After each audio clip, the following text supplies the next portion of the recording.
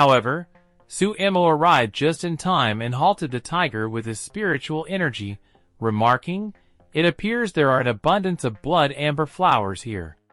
He further stated, "A mere beast is not worthy of possessing them." Suddenly, the tiger turned into a skeletal corpse, and then reverted to its former self, leaving Chao Yang in a state of shock and disbelief. However, Su-emo explained that it was the scripture of reincarnation and suggested, "It's nearly evening, so let's make it our dinner for tonight." Before they depart, Su-emo raised his hand and utilized his spiritual energy to pluck a blood amber flower. Afterward, he said to Chao Yang, "Let's move. There's a cave nearby where we can spend the night." While she dragging the tiger by its tail, Chao Yang responded, "Understood, young master." Inside the cave, Chao Yang was roasting the tiger and commented, "It looks delicious." All of a sudden, Su-emo, his face wearing a grave expression, said, "Conceal your presence?" Upon hearing this, Chao Yang was taken aback and asked, "Who are they?" Su-emo replied, "They are disciples of the Sect, which is unusual. This place is rife with danger, and scarcely anyone comes here, especially at night." Chao Yang, who felt embarrassed because she had gotten too close to her young master, nervously inquired, "So why are they here?" Su-emo responded, "Though I don't know their purpose, if these people dare to disrupt my plans, we will have to eliminate them." In the forest, Lu Ruoxua muttered to herself, "It's strange. This is the third group today. Why are there so many Sect disciples here?" Lin Yi exclaimed loudly while pointing his finger, "Look! There are signs of a battle here." As she examined the traces on the ground, Lu Ruoxua thought to herself, "It's another bait. The immortal mirror and blood amber flower. Why are these spiritual items disappearing? Is it the work of the Zongqian sect? Or could it be Sumo?" Overwhelmed by her anger, she began running in search of the alchemy furnace to start refining pills ahead of the others. Lin Yi, who was left behind, appeared mildly surprised and called out, "Where are you going, Miss Ruoxua?" Upon hearing him, Lu Ruoxua turned around and instructed him, "Go search for the treasure. If you're afraid, you can just stay here." However, Lin Yi advised her of the potential danger if she were to venture out alone at night. In the morning, Chao Yang, who was asleep, suddenly woke up and said, "Last night's practice was too painful. Did I faint again?" Su-emo, who was next to her, gently touched Chao Yang's forehead and commended her for reaching the 6th level of Qi training in just a few days, despite the physical pain. Su-emo was anxious about whether she could withstand it. However, Chao Yang reassured him that she would give her utmost to assist the young master. As they were about to leave the cave, Su-emo pulled out a bottle and gave it to Chao Yang. Then he said, "The next time you practice, take these calming pills. They'll ease some of your pain." Chao Yang was ecstatic upon hearing this. They continued their journey until they reached the dense forest. While walking, Chao Yang asked Su-emo, "Young master, is the alchemy furnace we're searching for important?" Su-emo replied, "The quality of the alchemy furnace surpasses any other." Also, Su-emo warned Chao Yang about a jade-horned snake guarding the furnace, advising her to avoid getting hurt by it. Suddenly, a loud bang echoed from the direction ahead, along with the sound of a person's voice. Su-emo was astonished to realize there was someone nearby. That someone turned out to be none other than Lin Yi, engaged in combat with a jade-horned snake. Su-emo muttered to himself, "Why is he here?" All of a sudden, the jade-horned snake knocked Lin Yi down, causing him to cough up blood. He then shouted, "Why haven't you shown yourself yet?"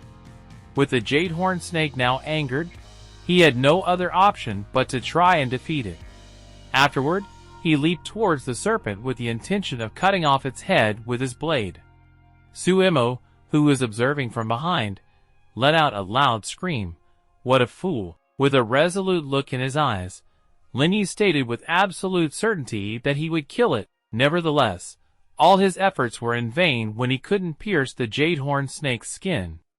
He was then sent flying by a single strike from the snake, crashing into a large rock and coughing up blood. Just as he was about to be attacked by the jade-horned snake once more, Suemo appeared to rescue him. Fearlessly, Suemo confronted the snake, saying, "It's your fate to cross paths with me. Now that I had the opportunity, hand over your inner core." Suddenly, the jade-horned snake concentrated its spiritual power and transformed into a ball of lightning.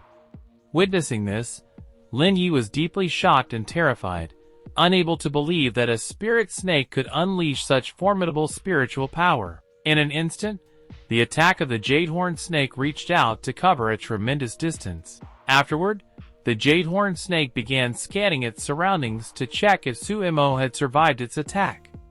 However, all its efforts were in vain, because Suemo not only survived the attack, but also remained completely unscathed. Upon seeing this, Lin Yi was shocked. He couldn't believe that Suemo was unharmed. As Suemo approached, the jade-horned snake grew fearful and attempted to escape. However, Chao Yang blocked its path using a wall of wind and launched an attack with rocks. Unfortunately, her attack proved ineffective against the snake. On the other hand, the jade-horned snake counterattacked Chao Yang by hurling some of its scales toward her, causing Chao Yang to lose her balance and fall to the ground. At that moment, the jade-horned snake seized the opportunity to attack her. Nevertheless, a gigantic hand created from spiritual energy grabbed the jade-horned snake. The one who executed this move was none other than Suemo. He clenched his fist and spoke the word "explode." Suddenly, the jade-horned snake ruptured into numerous pieces and met its demise. Following that, Suemo removed the inner core from the snake's body. Then, he inquired of Chao Yang, "Are you all right?" To which she responded, "Young master, I'm quite weak." Suemo said to her, "No, it's all thanks to you that I obtained such a flawless inner core. If you hadn't taken that action, the spirit snake wouldn't have been so terrified. The snake's venom could have contaminated this inner core, resulting in a decline in its spiritual energy. It's your intervention that enabled us to secure this perfect inner core." Suemo then took out a medicinal ointment and began to heal her bruise. Chao Yang felt a bit embarrassed about it.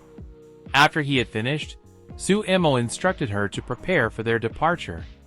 Upon hearing Sumo's praise, Chao Yang was elated because it was the first time someone had complimented her. On the other hand, Lin Yi was furious due to Sumo's unexpected appearance and couldn't understand why he was there. He mumbled to himself, "Does he know my secret?" Afterward, he decided to escape to avoid being caught by Suemo. Out of nowhere, Suemo appeared in front of Lin Yi and questioned him, "Where do you think you're going?" Lin Yi was somewhat startled and nervously replied that he had no plans to go anywhere. Suemo approached him and inquired, "Where is your companion?" Lin Yi responded with a quivering voice, "They left me behind and ran away." Suemo then inquired, "Have you encountered any disciples from other sects?" Lin Yi responded, "Yes, I have. They went in that direction." He pointed toward the opposite side of the cave and added, "Are you even listening?" However, Suemo continued to walk toward the cave, ignoring Lin Yi. This left Lin Yi feeling extremely frustrated and angry, as he couldn't persuade Suemo to stay away from the cave where Lu Ruoxue was located. As Suemo walked deeper into the cave, he muttered to himself, "Strange, why is there a scent of blood here?" Nonetheless, he was astounded when he stumbled upon numerous traces of deceased individuals and exclaimed, "Is this the source of the blood smell?" He then exclaimed loudly, "Leilon Sect disciples. Why are they here in the Jade Dragon Mountains?" Their cultivation, both at the first and second levels of the spiritual realm, was inferior to that of the spirit snake, yet they were defeated. This shouldn't have happened. There were several bags behind the deceased person. He picked up one of them and, as he was about to open it, he suddenly turned around and quietly said to himself, "Is there someone here?"